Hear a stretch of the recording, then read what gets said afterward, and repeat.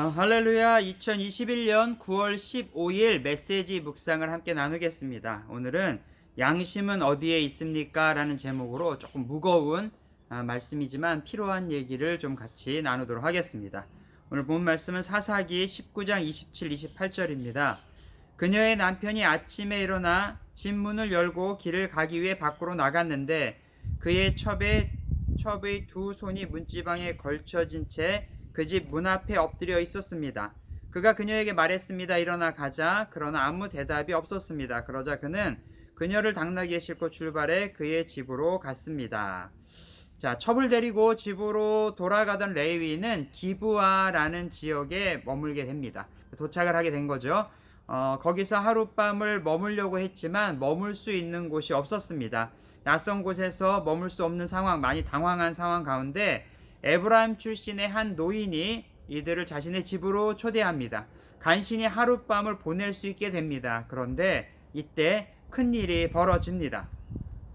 그 지역의 불량부들이 그 노인의 집에 들이닥친 겁니다. 그리고는 이 집에 있는 이방인들을 내놓아라. 내가 그들과 상관하겠다. 이게 뭐냐면 그들을 성폭행하겠다. 라고 성관계를 갖겠다라고 하면서 그들을 내놓으라고 난리를 칩니다. 마치 소돔과 고모라에 있었던 상황들과 같은 모습들을 보게 됩니다. 그만큼 이스라엘의 사회가 그 당시 그렇게 타락하고 있었다라는 것을 보여줍니다.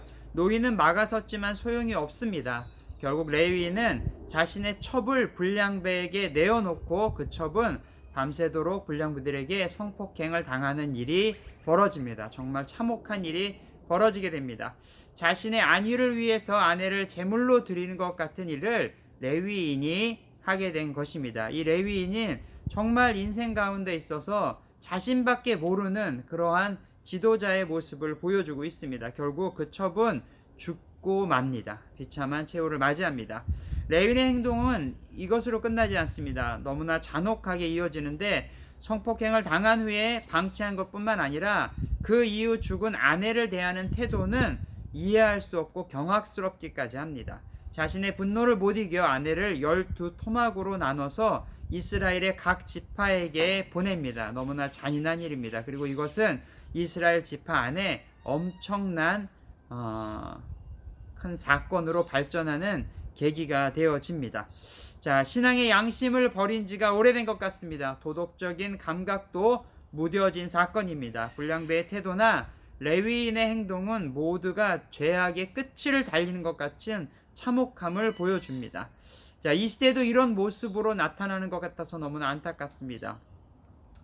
요즘 신문과 뉴스에 보면 가족을 죽음으로 몰아넣는 일들이 많습니다. 여러분, 자녀들을 데리고 동반자살을 한다든지 또 가족과 가족 사이에 어떠한 칼부림으로 존속상해를 일으킨다라든지 이 시대를 사는 우리들의 다시 한번 생각해 봐야 할 시대입니다. 여러분, 이 시대가 도덕적인 양심에 묻어져 있습니다. 도대체 양심은 어디에 있는 것입니까? 깨어서 기도해야 합니다. 정말 깨어서 기도해야 합니다. 설교는 넘쳐나지만 기도는 부족한 시대를 우리가 살고 있는 것입니다. 말씀과 기도로 깨어있지 않으면 나도 모르는 사이에 나도 전염될 수 있습니다. 나도 모르는 사이에 나도 이것에 휩쓸릴 수 있습니다. 오늘은 타락의 시대를 어떻게 살 것인지, 우리가 영적인 거룩함을 어떻게 지킬 것인지 다시 한번 결단하며 기도하기를 원합니다. 말씀과 기도가 내 삶의 가장 중요한 도구가 되기를 소원합니다. 세상은 변하여도 변하지 않는 하나님의 사랑을 통하여 우리가 이 땅을 변화시킬 수 있도록, 우리의 기도가 하나님 앞에 상달될 수 있도록 오늘 기도하는 시간 갖기를 소원합니다. 기도하겠습니다. 하나님 감사합니다. 사사기의 뒷부분은 너무나 잔인한 이스라엘 사회를 보여주고 있습니다. 이들이 영적으로 무뎌진 것뿐만 아니라 도덕적인 양심도 이제는 사라져서 쉽게 사람을 죽이고 또한 그 이후에 많은 것들로 인하여 더 참혹한 일들을 만들어내는 일들이 있습니다. 이 시대를 사는 우리는 하나님 어떠한 삶을 살아야 합니까? 하나님, 우리가 이 시대를 살면서 우리 또한 이 도덕적인 양심에 묻어지지 않도록 우리를 지키시고 보호하여 주십시오. 이 사회에 우리가 말씀과 기도로 그리스도의 사랑을 전하도록 함께하여 주십시오. 주님을 찬양하며 예수님의 이름으로 기도드리옵나이다. 아멘. 자, 오늘 여러분 또 특별히 오늘도 함께 기도할 때 하나님 이 시대를 불쌍히 여겨 주십시오라고 기도하는 거 잊지 않는 하루 되기를 소원합니다. 오늘도 화이팅!